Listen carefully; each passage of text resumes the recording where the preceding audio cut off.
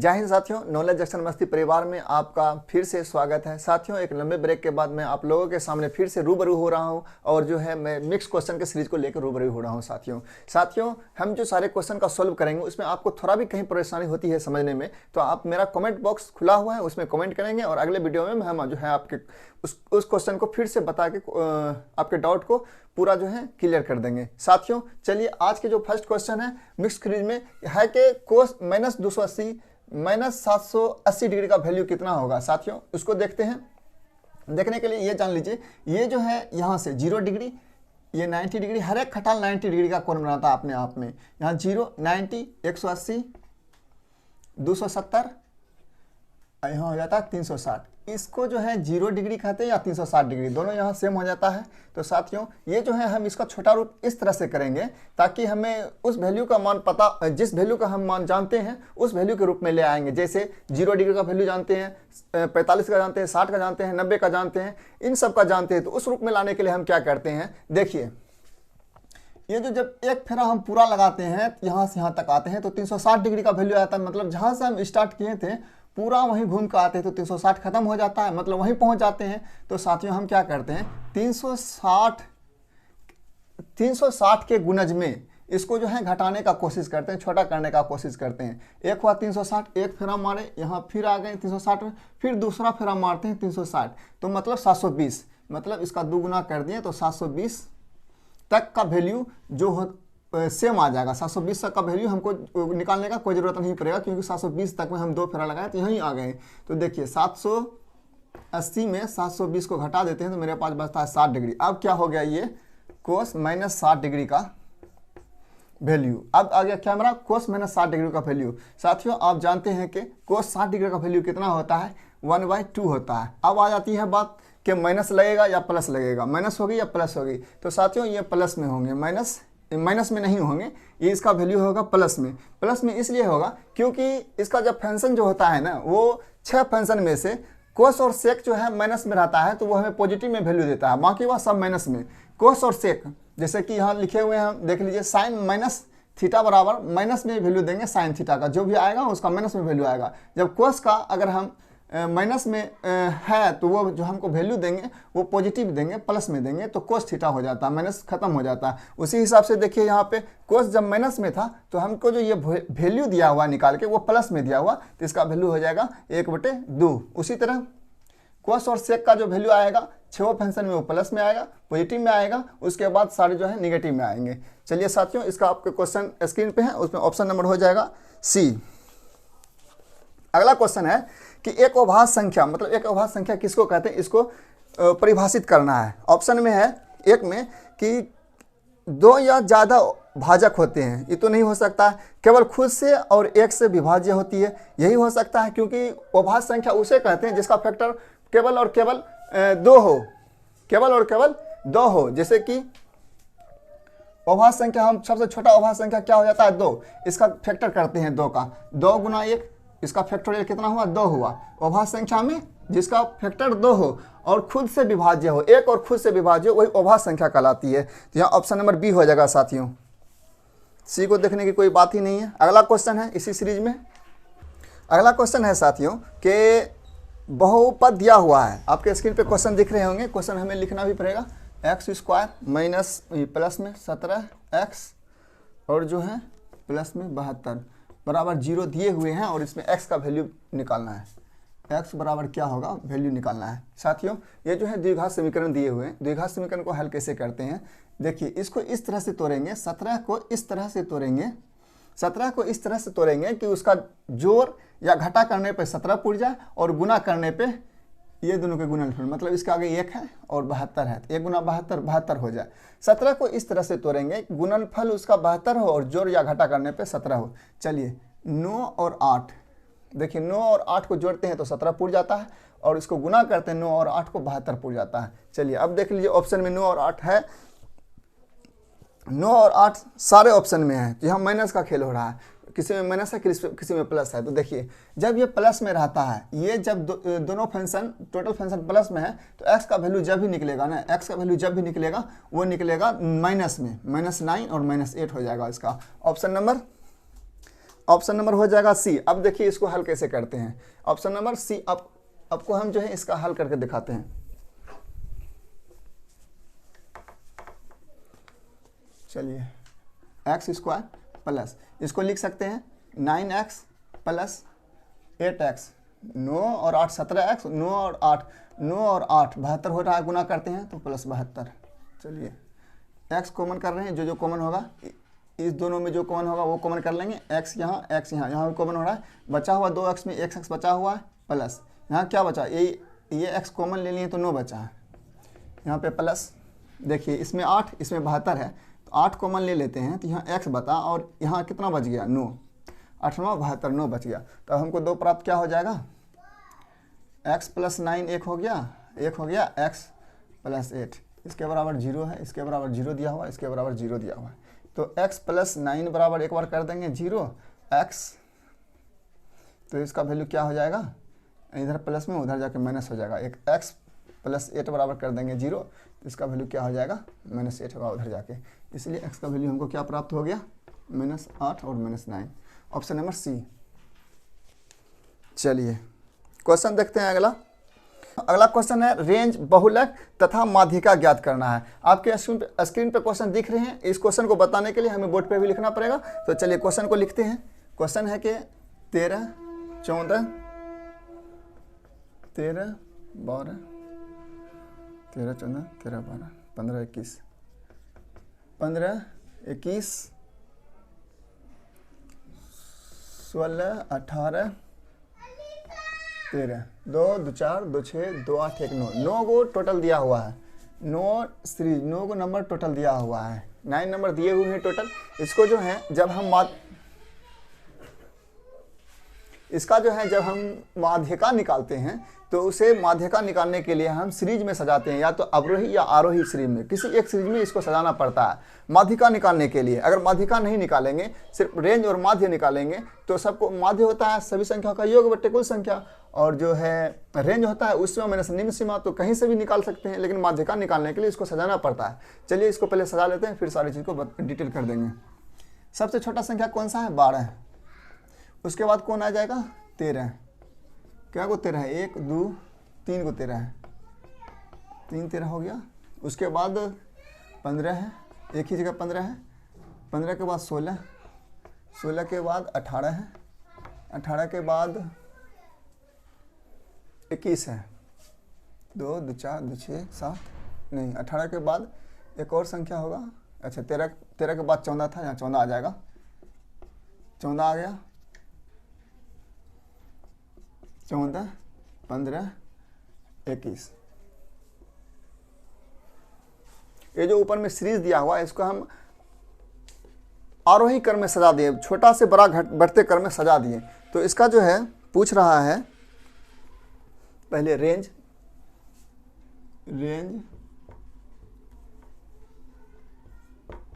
पहले दिया, मतलब परिसर, उसके बाद क्या है बहुलक,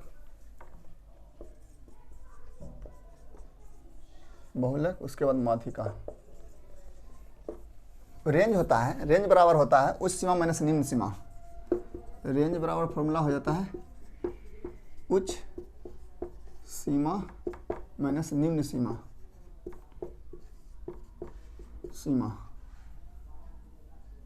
सीमा हो गया। देखिए उस सीमा मतलब सबसे बड़ी संख्या 21 है। 21 में से सबसे छोटी संख्या कौन सी है, निम्न सीमा मतलब सबसे छोटी संख्या कौन सी है, 12 है।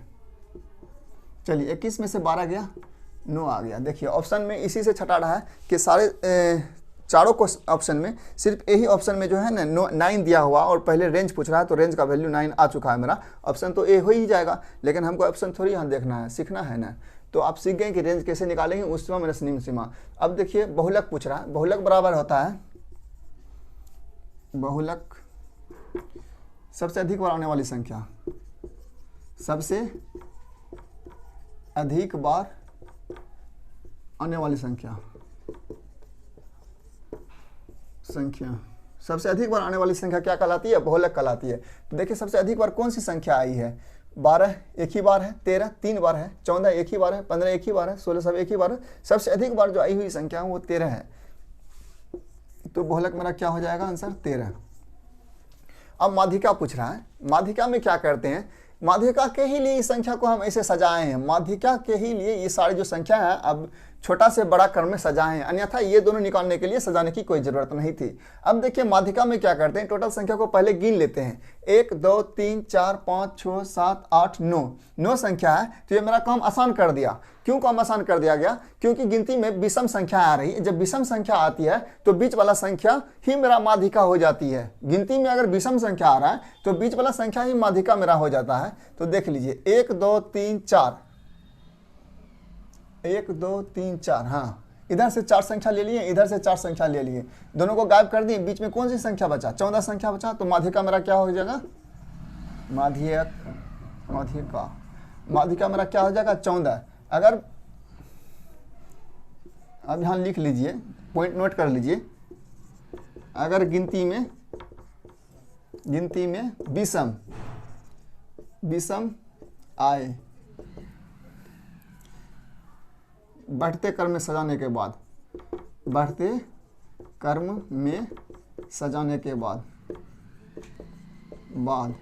तो बीच वाला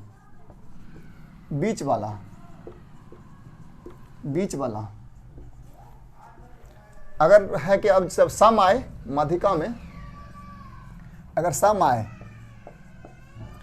तो क्या करते हैं, सेम वही बात होता है, कुछ नहीं करना पड़ता है माध्यिका के लिए। सम आता है तो इसी में हम ऐड कर देते हैं। सम आता है तो बीच वाले दो संख्या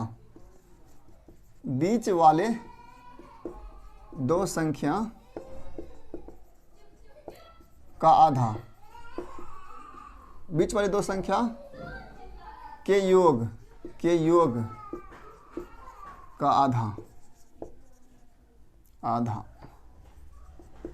जैसे इसके लिए एग्जांपल समझ लीजिए कि 9 10 15 6 12 8 2 4 2 6 संख्या दिया हुआ है। इसको पहले बढ़ते से घटते या घटते से बढ़ते किसी क्रम में सजा देंगे। तो पहले सजा देते हैं इसको 6 8 10, 6 8 9 10 12 15, 2 2 4 2 6 संख्या है। अब क्या करेंगे, इसमें जो बीच में संख्या आएगी उसका हम लिखाएं कि बीच वाले दो संख्या के योग का आधा। बीच वाले दो संख्या पकड़ेंगे, मतलब बीच वाला दो संख्या 9 और 10 हो रहा है, क्योंकि मेरा 2 इधर खत्म, बीच में जो दो संख्या बच रही है वो 9 और 10 बच रहा है। 9 और 10 का योग कितना हो जाएगा, 9 + 10/2, मतलब 19/2, मतलब हो गया 9.5। ऐसा है कि आपको जो है सम माध्यिका, सम और विषम दोनों समझ गए होंगे। बहुलक तो बहुत आसान है, जो अधिक बार आएंगे वही बहुलक कराएंगे। रेंज क्या, उस सीमा मैंने ऋण सीमा रेंज कहलाता है, वही सारे को हम जो है डिटेल में कोशिश किए समझाने का। इससे पहले भी इसका वीडियो स्पेशल बना के डाले हुए हैं, यहाँ समझ में नहीं आएंगे तो खोज के वीडियो देख लीजिएगा। अगर इसमें भी समझ में नहीं आता तो आप अवश्य कॉमेंट कीजिए। अच्छा माध्य, इसमें माध्य भी देख लीजिए। माध्य क्या हो जाता है, अगर माध्य निकालना है इसी में, जैसे कि इसमें माध्य ऐड कर दिए, माध्य मेरा माध्य का रेंज बहुलक माध्य का आप लोग समझ गए। अब इसी में माध्य निकालना है तो माध्य बराबर क्या हो जाता है, कुल संख्या का योग। इसमें मिटा देते हैं यहां से,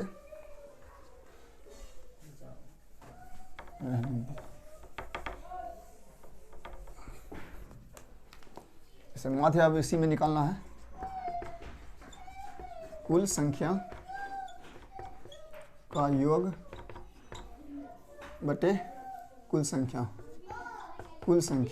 कहने का मतलब हो गया जितनी भी संख्या दी हुई उस संख्या को जोड़ के जितना संख्या उतने से भाग देना, यही मेरा माध्य कहलाता है। जैसे इसी को ले लेते हैं, यही संख्या को इसी से समझ लेते हैं कि ये संख्या दिया हुआ 9 10 15 6 12 8, इसी का हम माध्य निकालते हैं। माध्य निकालने के लिए क्या करते हैं, सारे संख्या को जोड़ लेते हैं। इसका मतलब हुआ कि 9 + 10 + 15 + 6 + 12 + 8, क्या वो संख्या है, 1 2 3 4 5 6 से भाग दे देंगे, यही मेरा माध्य हो जाएगा। जोड़ने के बाद जोड़ लीजिएगा, जितना होगा यही मेरा माध्य हो जाएगा, निकाल लीजिएगा जोड़ के।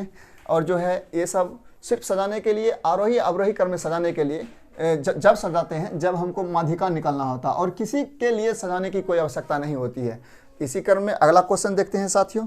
चलिए अगला क्वेश्चन है कि दो रेखाओं के समीकरण y बराबर दे दिया है x प्लस 22 और दिया हुआ है एक और दिया है y बराबर 2x प्लस 10 दिया हुआ है। तो बोल रहा है कि y का मान निकालिए। देखिए y का मान डायरेक्ट निकाल देते हैं। y का मान निकालने के लिए क्या करते हैं, अगर हम x को कटा दें, x को अगर हम कटा दें तो y का मान डायरेक्ट निकल जाएगा क्योंकि y बच जाएगा। x को कटाने के लिए क्या करते हैं, इक्वेशन 1 इसको मान लीजिए, इक्वेशन 2 मान लीजिए। x का मान क्या करते हैं, इक्वेशन 2 में अगर 2 से गुना कर देते हैं तो यहाँ 2 हो जाता है 2x और यहाँ भी 2x, तब कट जाएगा। तो चलिए करते हैं, इक्वेशन 1 में 2 से गुना कर देते हैं तो हर जगह 2 से गुना करना पड़ेगा, इस पार उस पार जो भी हो। तो 2y बराबर हो जाएगा 2x प्लस 22 दूनी 44, इक्वेशन 1 हो गया। अब दूसरे इक्वेशन को लाके यहाँ पर रख देते हैं। y बराबर कितना हो जाएगा मेरा 2x प्लस जो दिया है वही, इसमें कुछ नहीं किए, जो था वही उतार दिया। अब देखिए घटाने पर, घटाएंगे तभी ना सबका, जब घटाएंगे तो जो प्लस में वो माइनस में हो जाएगा, जो माइनस में वो प्लस में हो जाता है। इसीलिए देखिए यहाँ पे 2x खत्म हो गया। अब जो बचा हुआ कितना, 2x में से y जाएगा क्योंकि यहाँ पे प्लस में था, ये प्लस माइनस माइनस हो जाएगा। 2y में से 1y जाएगा तो y बचेगा। y बराबर कितना हो जाएगा, 44 में से 10 जाएगा 34 आ जाएगा। डायरेक्ट मेरा आ गया 34। अगर ऐसे नहीं करते हैं तो ऐसे कर लीजिए, यहाँ y का वैल्यू आ चुका है 34। अगर ऐसे नहीं करते हैं तो देखिए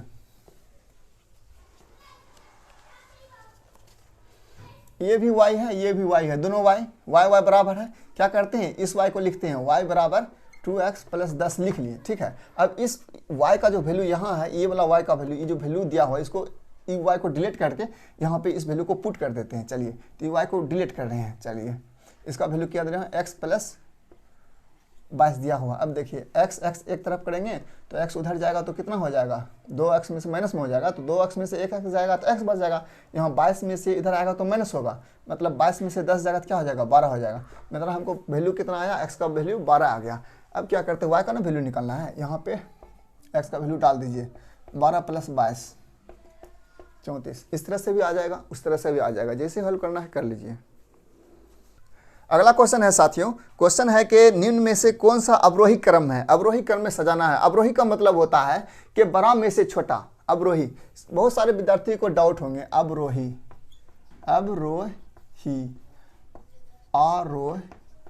चलिए इसको भी हम आज क्लियर ही कर देते हैं। आरोही अवरोही कैसे पहचानेंगे। अवरोही और आरोही को पहचानने में मतलब सोचने लगते हैं, जब ऐसे क्वेश्चन पूछते हैं तो हम बड़ा से छोटा करें या छोटा से बड़ा करें, इसमें क्या करें, कंफ्यूजन हो जाता है। तो कुछ नहीं करना है, आपको ध्यान रखना है अवरोही और आरोही में किसका स्पेलिंग बड़ा है। तो अवरोही का स्पेलिंग बड़ा है, अवरोही का स्पेलिंग बड़ा है तो बड़का से छोटा, बड़ा से छोटा में चले जाएंगे। अब देखिए आरोही का स्पेलिंग छोटा है तो छोटा से बड़ा में चल जाएंगे, छोटा से बड़ा में हो गया, कहानी खत्म है। इतना ही आपको ध्यान में रखना है। इसी पे आधारित क्वेश्चन पूछा गया है। आपके स्क्रीन पे क्वेश्चन दिखाई दे रहे हैं, लेकिन इसे बताने के लिए हमको एक ऑप्शन नंबर ए को लिख लेते हैं, ठीक है। ऑप्शन नंबर ए में दिया हुआ है, क्वेश्चन पूछ रहा है निम्न में से कौन सा अवरोही क्रम में है। तो ऑप्शन नंबर ए में है कि 2/3, 3/4,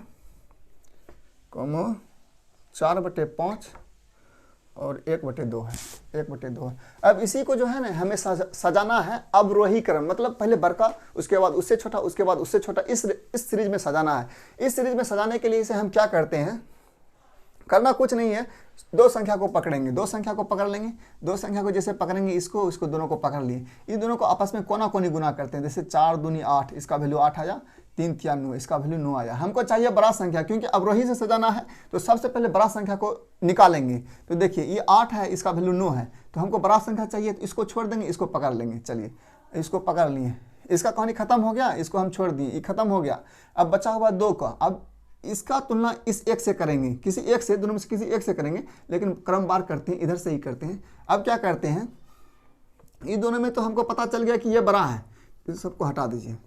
चलिए अब फिर इसी तरह जैसे इसमें किए थे उसी तरह इसमें करेंगे। 5 या 15, 4 चौक 16, मतलब इसका वैल्यू 15 आया, इसका वैल्यू 16 आया।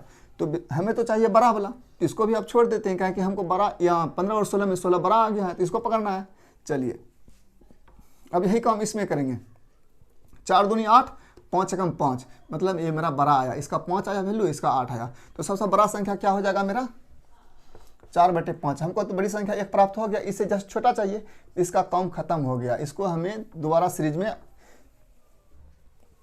नहीं लाना है, क्योंकि हमको पता चल गया है कि टोटल में से सबसे बड़ी संख्या कौन है, तो 4/5। और पहले स्थान पे 4/5 आएंगे, क्योंकि हमें जो है अवरोही क्रम में पूछा है, तो अवरोही में पहले बड़ा लिखेंगे। 4/5 संख्या आ गई सबसे बड़ा। अब इसका काम खत्म हो चुका है, इससे हमें कोई लेना देना नहीं है। बचा हुआ है 3 संख्या, तीनों संख्या में फिर उसी तरह से पता कर लेंगे, जैसे कि 2 चौके 8, 3 तिया 9, बड़ा संख्या मेरा हुआ 3/4। अब देखिए 3 दूनी 6, 4 एकम 4, तो ये 6। अब उसके बाद इन तीनों में से बड़ा संख्या कौन हो गया 3/4, यहाँ क्या लिख देंगे 3/4। चलिए अब इसका भी कहानी खत्म हो गया, ये भी कहानी खत्म हो गया, ये मेरे सीरीज से डिलीट हो चुका है। अब क्या करेंगे 2/3 और 1/2 में बड़ा और छोटा को पहचानना है, तो वही काम करेंगे। कोना कोनी आपस में दोनों गुना कर देंगे, 2 गुना 2 4, इसका वैल्यू 4 हुआ, 3 गुना 1 3, तो बड़ा हो गया मेरा 4 वाला 2/3।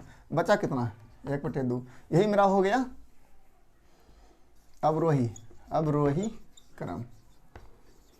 अवरोही क्रम यही हो गया। अगर कहता इसको आरोही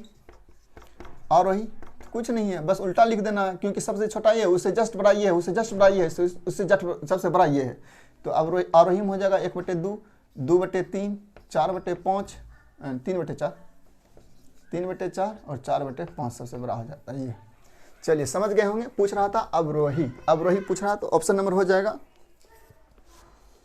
ऑप्शन नंबर 4/5 और 3/4, option number C. Option number C हो गया साथियों। चलिए अगला क्वेश्चन देखते हैं इसी कड़ी में।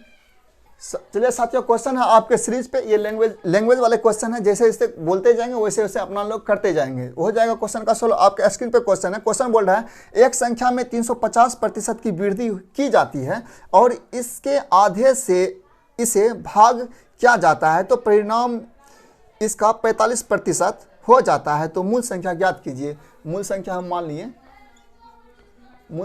मान लिए कि x होगा। अब क्या कह रहा है, मूल संख्या में बोल रहा है कि 300% की वृद्धि हो रही, ये x संख्या है, इसमें 300% की वृद्धि, 350% की वृद्धि हो रही है। जब वृद्धि की बात होती है, जैसे कि बोल रहा है कि किसी संख्या किसी भी क्वेश्चन को हल करते हैं उसमें बोलता है 20% की वृद्धि हो रहा है, तो 120 लिख देते हैं। ये हम लोग आप लोग देख चुके हैं, जानते भी 120 लिख देते हैं। चलिए इसका डिटेल अगर देखेंगे तो जब चैप्टर पढ़ाएंगे लाभ हानि, उसमें हम बता देंगे कैसे प्लस पॉइंट हो जाता है। तो यही बोल रहा है कि 350% की वृद्धि हो जाती है। जब 350% की वृद्धि हो रही है तो इसको मतलब 450 हो रहा है, इसका कर देते हैं 450 बटे प्रतिशत को उड़ाने के लिए बटे 100। यहाँ 450% लिख सकते थे, लेकिन प्रतिशत को उड़ाने के लिए हम क्या किए 100 बटे में कर दिए।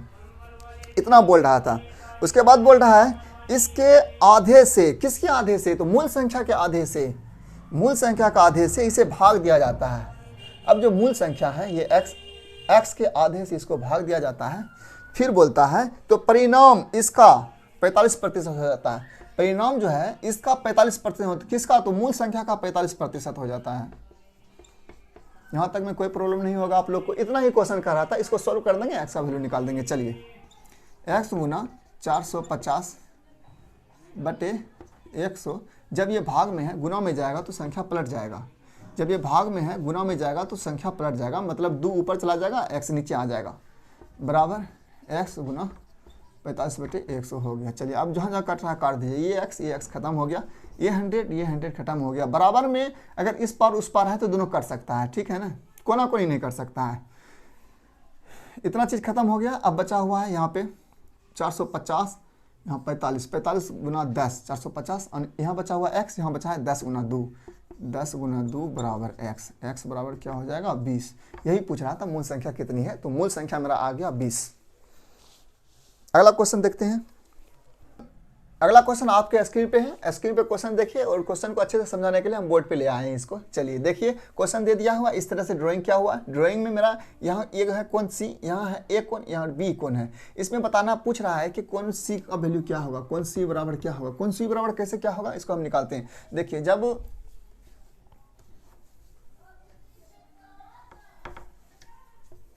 जब 2 रेखाएं समांतर दिया रहता है तो उसमें शीर्षाभिमुख कोण आमने सामने की बराबर होती है। जैसे कि ये शीर्षाभिमुख कोण, ये कोण आपस में बराबर हो जाएंगे, ये कोण शीर्षाभिमुख कोण से आपस में बराबर हो जाएंगे, ये कोण और ये कोण आपस में शीर्षाभिमुख कोण से बराबर हो जाएंगे। ये कोण आपस में शीर्षाभिमुख कोण से बराबर होंगे। इसमें और भी कंडीशन है, जैसे ये कोण और इसका ये कोण